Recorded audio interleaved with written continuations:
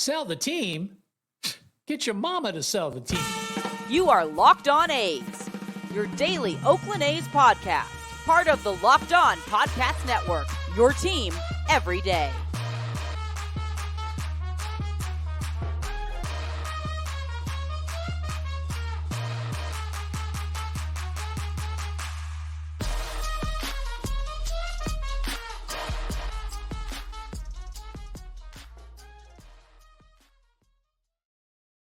Hey, you're there. We've been waiting for you. Welcome back. It's another episode of Locked On A's. I'm your host, lifetime A's fan Wayne Coy, and of course, all things athletics here on Locked On A's, part of the Locked On Podcast Network, and happy to have you here today. Our episode today is brought to you by FanDuel. Make every moment more, and right now, new customers get $150 in bonus bets. All you have to do is be a new customer and place a $5 money line bet, and you get $150 in bonus bets. That's huge. That's huge. Take advantage. And you need to go to fanduel.com/lockedon, and you'll get all the details, and you can get started right there. Okay, so we start today talking about John Fisher, surprise, surprise, A's owner, who has been in the news quite a bit, and actually on the news quite a bit, which is something new for the reclusive Mr. Fisher, who typically you see about as often as the groundhog sees its shadow, right? I mean, the guy's been around for years and years and years, and we never saw him or heard from him. Now, all of a sudden, it's like every day he's in the news, okay? And it is the Las Vegas Review-Journal, but, you know, got to start somewhere. Anyway, Fisher, the headline says, no intentions of selling the team. A's John Fisher says he has no intentions of selling the team. Now, interesting in that this follows up Major League Baseball saying, if you do sell the team, Johnny, whoops, Johnny, got a little something for you, and that would be a flip tax.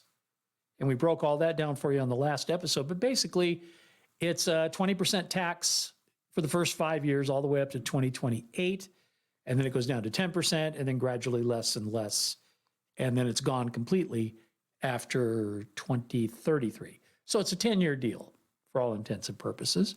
Major League Baseball owners just kind of, CYA, yeah, that's what they're doing, just making sure that if indeed this is a pump and dump, that they get taken care of. In effect, basically, it's a relocation fee if you look at it that way. Now, if he doesn't sell the team, then nobody gets anything, right? One thing that I was wondering about, and this has just hit me like an hour ago, what if John Fisher gifted the team to his family or to his mom, Doris, and then Doris sold the team? Would the rules still apply? I don't know. I'm just asking. I mean, you know, that's what billionaires do, right? They find ways to get around stuff. That's why they're billionaires. Okay, anyway, the quotes are, and these are important, I guess, because John said them. So let's give you the quote. I want my family to own the A's long into the future, end quote. That's Fisher telling Mick Akers, surprise, surprise, of the surprise, surprise, Las Vegas Review-Journal. We are committed to building a state-of-the-art ballpark on the Strip and bringing more championships to Southern Nevada. So there you go. That's, of course, following the unanimous relocation vote. 30 owners vote. 30 owners say, yeah, sure, go to Vegas. Because we want to make sure if we ever want to move, we can do it too. I guess, you know, that like, we don't even really want to beat this horse to death, but it seems like we do. But it's just not a lot there to really consider, but they voted anyway. So there you go. Now, one of the things I'm interested about is expanding a little bit on this, where he says, never crossed his mind, is what the article says. The idea of selling the team never crossed his mind, which I have a hard time believing when you are inundated everywhere you look. Any story about the A's, including this one, you're going to see images where people are wearing shirts that say sell, when they're actually chanting, sell the team. And you're at an Oakland A's game, and there's a movie coming out called The Summer of Sell. how could it never have crossed your mind?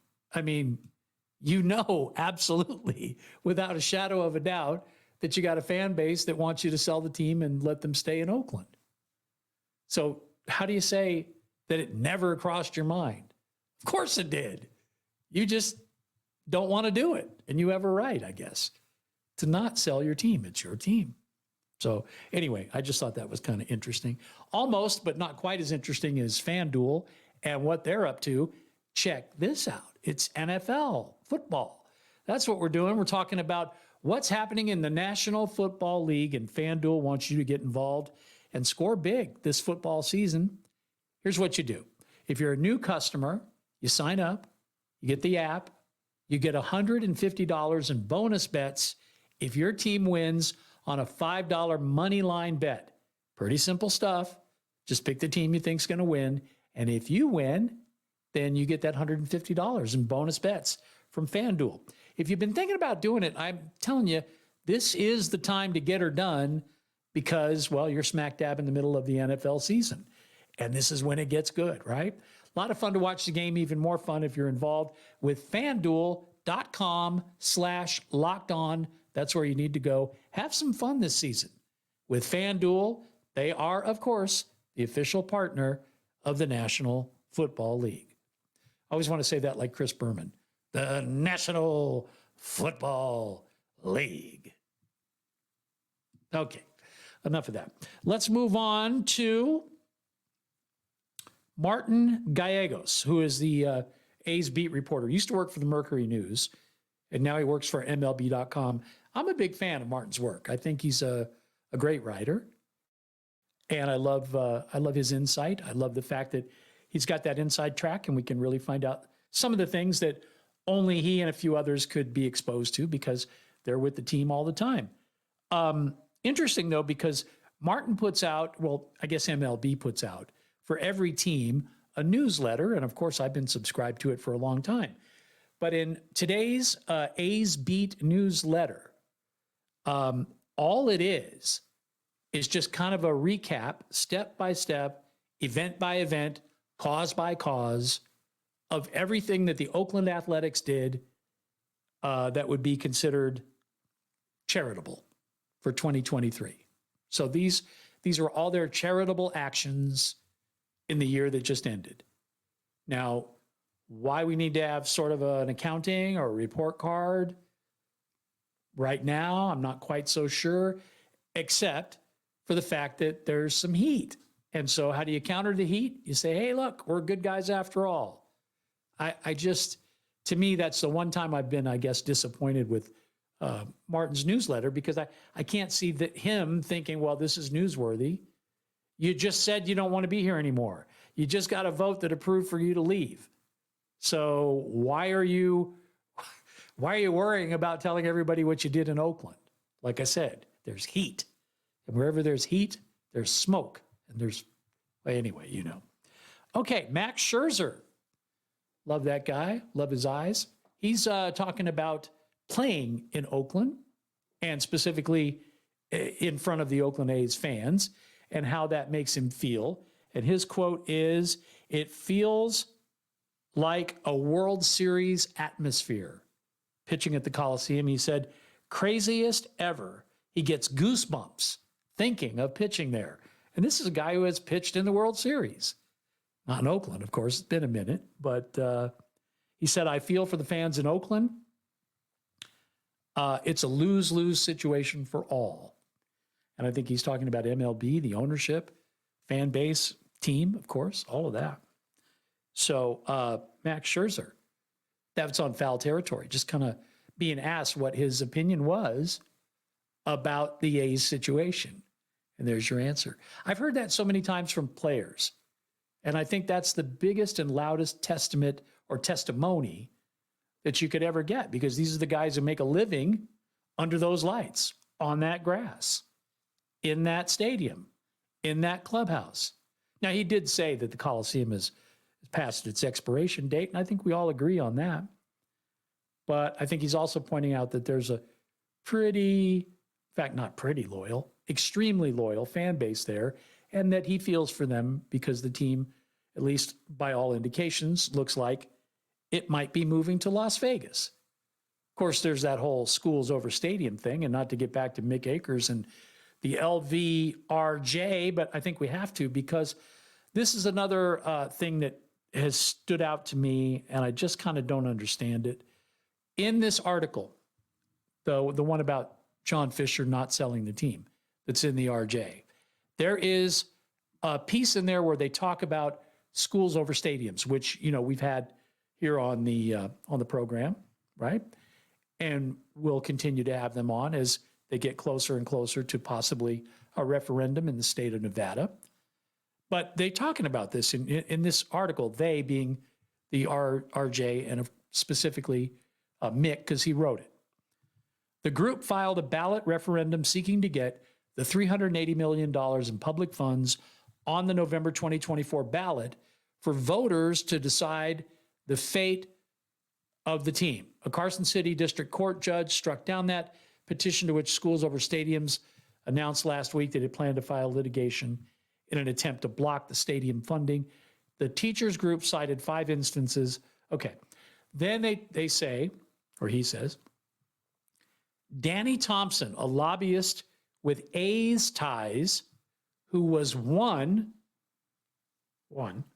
of the two who challenged Schools Over Stadium's petition, said the pending lawsuit was not a huge concern on the team's end. Okay. The one that you just told us about there was Danny Thompson, lobbyist with A's ties.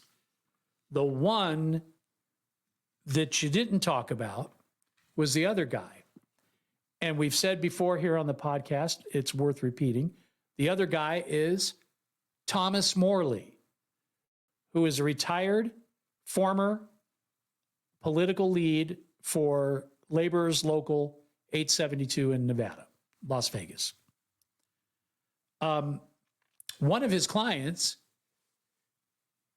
as a lobbyist, in fact, the only one listed on the state record for this particular entity that I'm about to tell you, is Thomas Morley. He's the only one listed.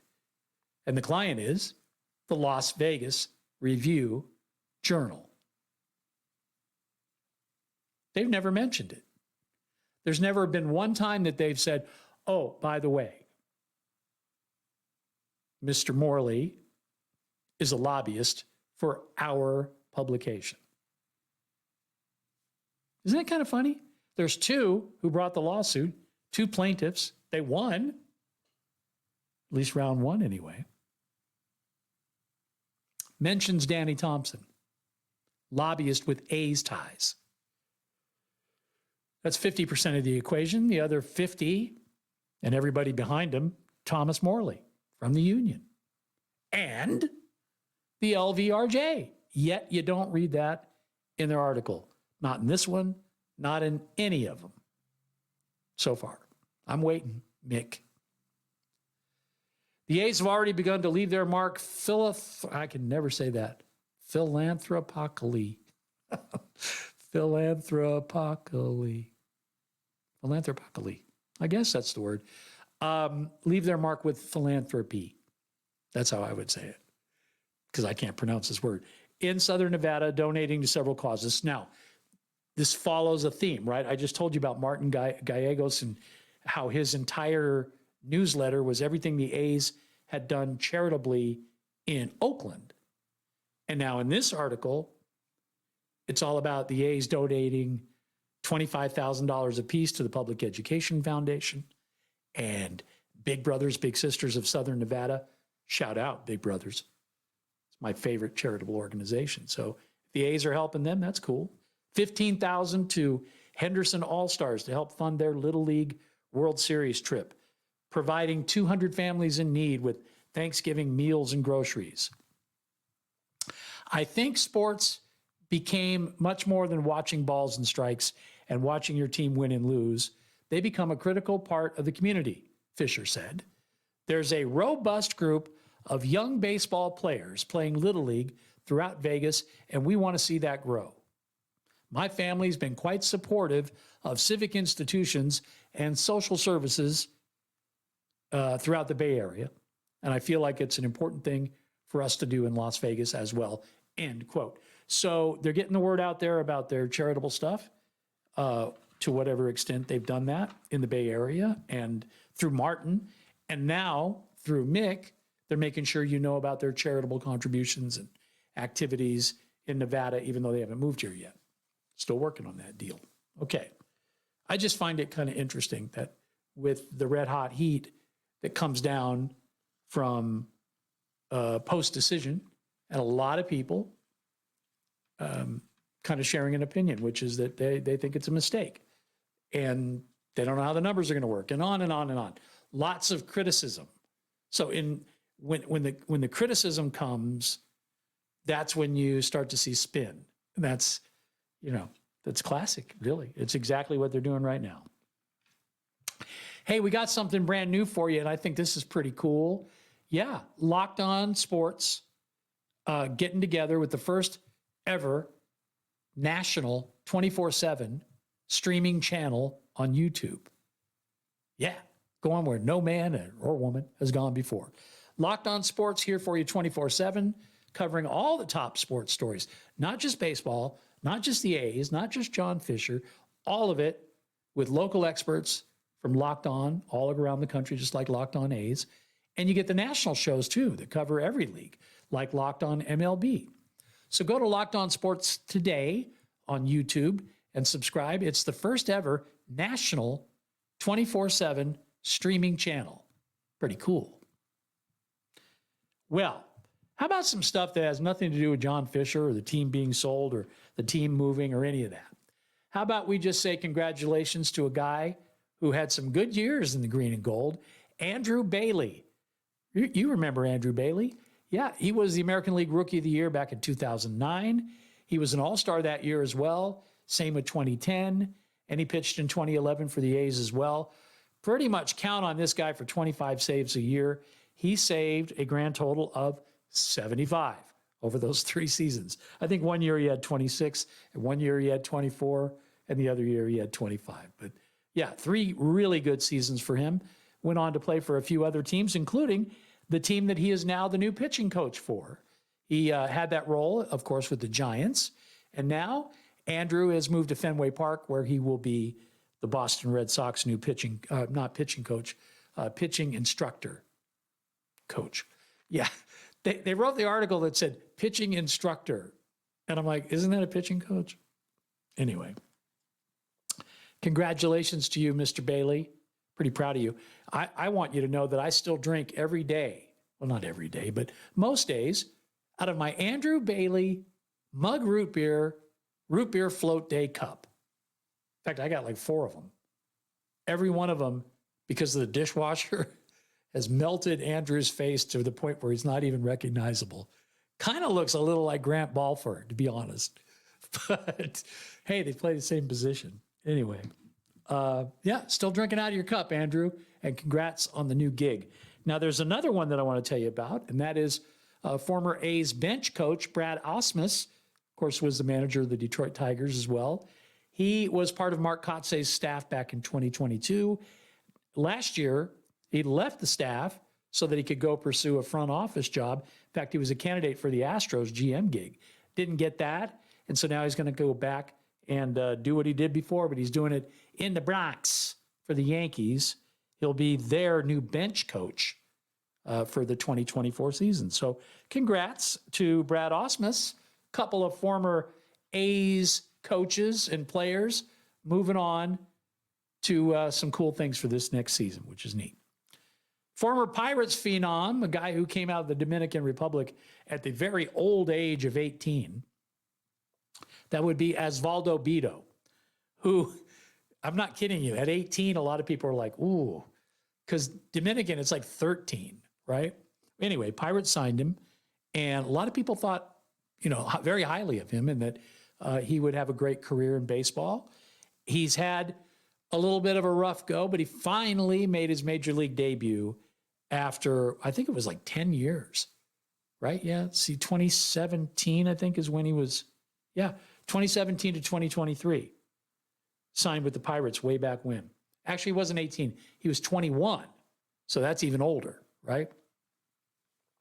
Well, he's had a taste, had a great debut. He struck out 6 Cubs. Team lost, but he pitched 4 innings. Struck out 6. Ended up being 2-5 with a 5.86 ERA. Not a whole lot to write home about there. Pirates decided to cut bait. A's have done what they need to do when you have no budget. I feel bad for David Forst, really, because you got no money to spend. So you gotta keep uncovering the rocks, right? You got to keep looking. And this kid had a lot of buzz at one point, and they're going to see if he's got what it takes to make the A's rotation, or at least in the bullpen. He did both this last year for the Pirates. Started 9 games and appeared as a reliever in 7. So we'll see what happens. But they've grabbed him, free agent, $750,000 contract. And I think it might be the first actual contract issued by the A's for this year, which is just crazy. But yeah, they're putting the dollars out there, $750,000, which is $10,000 over the major league minimum. In addition to Beto, there's a couple of other pitchers that you may have heard or maybe you didn't. The A's have grabbed Michael Kelly and also recently re-signed Sean Newcomb. So they're filling up. When pitchers and catchers report, there's probably going to be people with uniform numbers in 3 digits because they got to find an answer, man. The pitching that was the issue last year. And what we have is a lot of guys who have stuff but haven't figured out command yet. And I think, especially because they're all pretty young, that if Joe Boyle and Mason Miller and who knows, maybe Beto, can live up to Luis Medina. Okay, you notice there's a trend there? JP Sears. I mean, on and on and on.